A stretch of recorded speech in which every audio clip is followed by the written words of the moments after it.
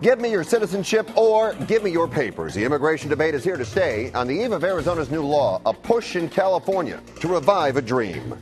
If all your friends were telling you to jump off a bridge, would you do it? Well, they're doing it up in Northern California, a disturbing new trend. But wait till you see what else they're doing.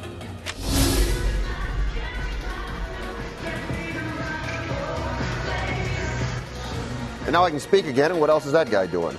Grandpa Goes Gaga, the viral video that's sweeping the nation. All the stories people are talking about, and all the dance moves you need to know right now on The Filter.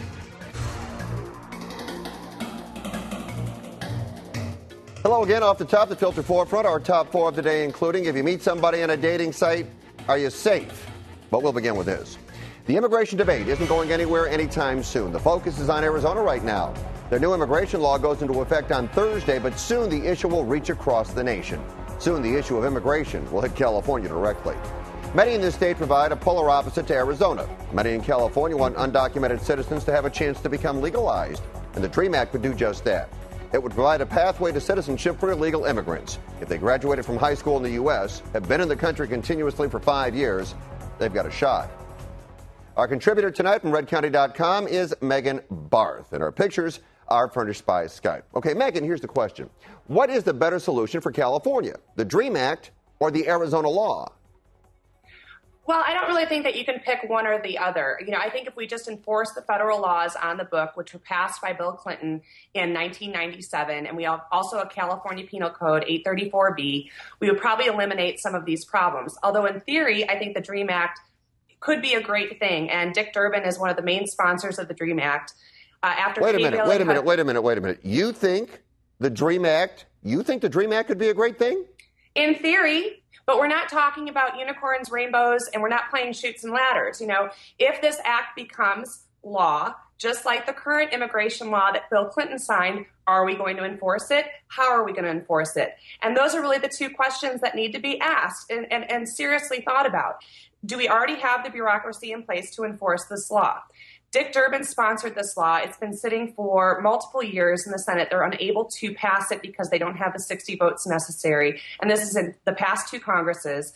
Kay Bailey Hutchinson actually got behind Dick Durbin, who's a Republican senator from Texas, if he put an age cap and made some provisions and changes to the law. All right, so let me ask you, let me jump in here. So you think right now that it would be okay if the folks here in California, here illegally, you're saying it's all right, let's let them stay and start fresh.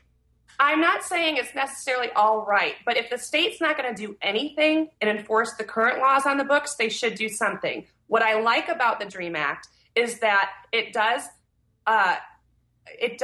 acknowledge assimilation, which means that these, I wouldn't say kids, because the age cap is actually 35, they have to go to school. They have to be either in service, military service, or in college. They have to meet all of these requirements. And I just don't know how they're going to police it. So I think in theory it's great, but as we've seen before, the state or federal government fails to enforce these laws. So we're just masking the true problem. I think that kids do need a chance if they were brought here or born here, right, and their parents didn't seek legal immigration, if they have gone through school, if they know English, if they want to be productive members and taxpayers of this society, then by all means, if this is a way to get them towards legal citizenship, then I don't think it's a bad thing in theory. Okay. Well, here's something else they're talking about in theory. You tell me what you think. Our state needs money, and they need money bad. For some people, when they need money, it's time to take a bit of a gamble. Roll the dice, let the cards fall where they may. California may soon be all in. A bill before a Senate committee today would set up legalized online poker sites for California. 3 companies would come in and run internet gambling sites. In exchange, the state would get 10% of the profits. Good idea? Should California take a bet on online poker, Megan? I really don't know how they are going to police this type of internet business. Right. And what I mean by that is that, you might have folks that will use the national sites and go off and use full tilt poker, or you might have guys from Mississippi coming and gambling in California. So I really don't know how they're going to police it. Well, the first thing they would have to do, though, I think the first thing they'd have to do is make the California sites, however they would determine doing this, more attractive for players to play. I think yeah, exactly. And that's when we get into competition. Right. Okay, so now we're going to compete with the free market. Now, who's to say if the state government enters the free market as a competitor, all of a sudden they have the ability to regulate and legislate? And who's to say that they're not going to try to, push out the free market or the private market that has, is in internet gaming? So, but, here's the issue. I'm a little bit. I understand your concern, but here's the problem. I can't see how the state could push out the free market as far as the internet goes. The state would have to make their game more attractive. The state would have to make their game more appealing. The state would have to make their game more inviting to players. I think another issue here is Indian gaming in this state. The Indian casinos are where gambling basically takes place. And I don't think the tribes would be very pleased with the state coming in and now regulating gambling online. Well, and actually Indian gaming is against this proposal specifically for those reasons. And the state, again, is looking for other ways to garner revenue because we're broke.